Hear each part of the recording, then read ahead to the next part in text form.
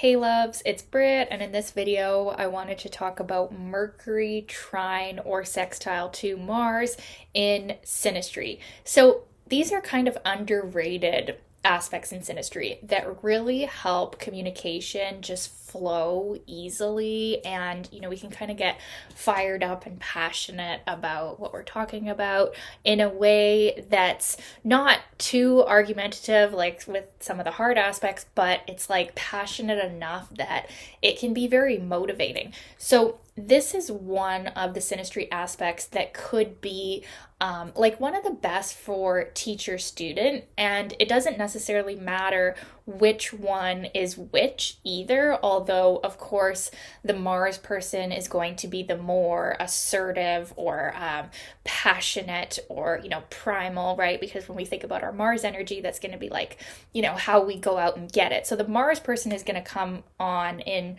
the way of their Mars, and then the Mercury person might respond more logically or more in their mind rather than their body. But either way, both people are feeling quite an openness and quite an ease in being themselves. Specifically, the Mars person can feel like the Mercury person is just like this observant kind of like person who just lets them be themselves and maybe like ask them questions about themselves. And like the Mars person really feels like they can be authentically who they are, and like their impulsiveness or their like instinctual energy is very accepted. And even like it's not just accepted, it's also like the Mercury person is actively curious about the Mars person and like why they act like that, and but like in a delightful sort of way. Usually you can still see this trine or the sextile get a little bit feisty because we're still dealing with Mars energy, so there still might be a little bit of like barking at each other at times, but it's usually a lot more pleasant than the other hard aspects. And it's actually so easy or like so pleasant that it's one of those synastry aspects that could be missed. It's one of those trines, especially the trine. The sextile is a little bit more active than the trine, but it's one of those trines that you might not even notice that you have because it's just such an easy flow that so you could like take it for granted, and then you might realize like if you're in a different relationship where you have like Mercury square Mars or something, and then you might be like, oh, this is really annoying. What I had with this person was very easy and like a good flow of communication energy, right? So yeah, and then the Mercury person feels like they can talk about anything to Mars. Like Mars is all ears, and like Mars can kind of look up to Mercury in a way too and see them as like intelligent and also like able to put words to what in them is only an impulse.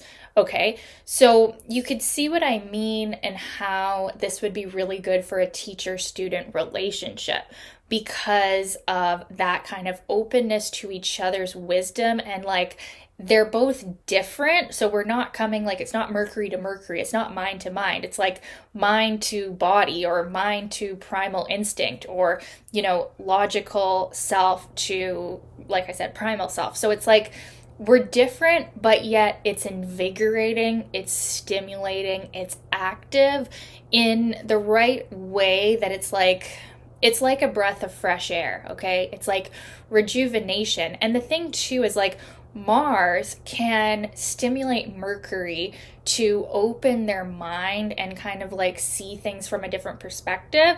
And maybe like get out of their comfort zone too. Mars can be the one like, hey, like let's get out there, right?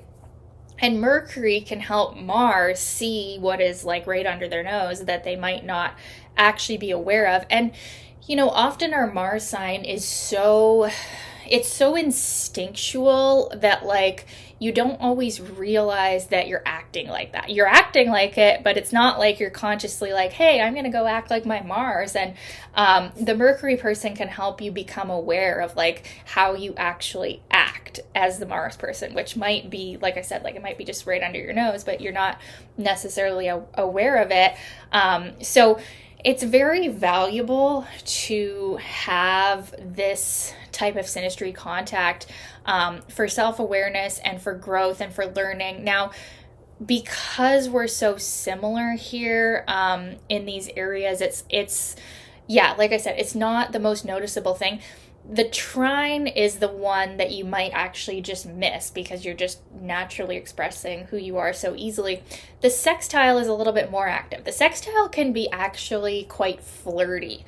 Actually, these aspects both, they can be quite flirty, but especially the sextile, because the sextile aspect is always going to have a bit of like a third house, 11th house connotation, like a Gemini Aquarius. That's kind of like the energy of the sextile. So it's very friendly. And when we have a sextile between Mercury and Mars, it's like this very flirty kind of friendly thing. And so you could see, like, this is even the kind of aspect there could be like long love letters and like, sharing your love like through words like that, or even in the form of like dirty talk, or you could see that with both the trine and the sextile. These aspects could be quite good for that as well, but also beyond just the sexual aspect, because I wouldn't consider these to be like the most sexual aspects, but like if there is sexual tension shown in other areas, and then also the Mars person could be quite turned on by the mind of the Mercury person, right?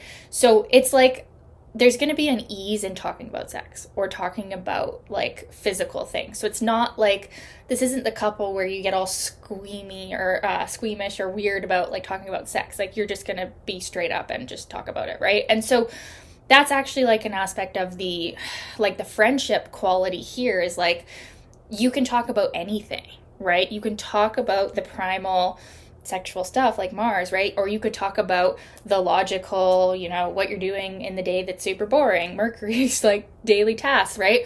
So you can talk about anything with these aspects and there's no awkwardness, unless there's going to be like a square from Mercury to Saturn or something. Then that's like, that could change the dynamic. But as far as these aspects go, it's a real ease in communication, and like you can talk about anything.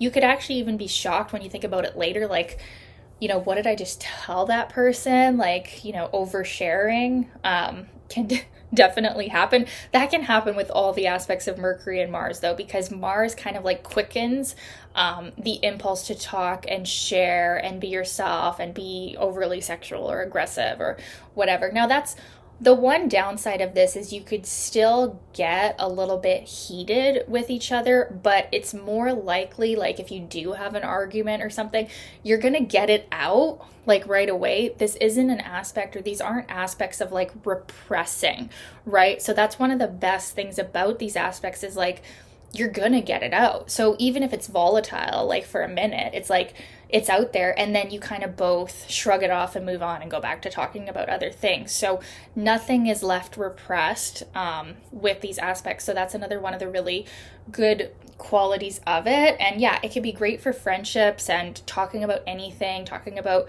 everything, right? And it is a very chatty kind of aspect, and it can definitely be in a romantic relationship one of the more flirtatious aspects, and it can be good for the sexual aspect, although the Mars person might find the Mercury person to be like too intellectual at times, right? Because the Mercury person is still coming at it from their mind, and the Mars person is potentially, getting into this primal instinct. And so the only complaint from the Mars person might be that like the Mercury person is like too in their head, right?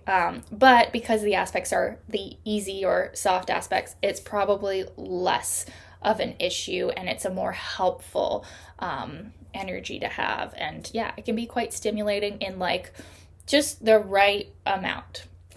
So super underrated aspect. I'd love to know your experience of it. If you've had this in Synastry, what was it like for you? Did you notice it? Did you not? Did you love it?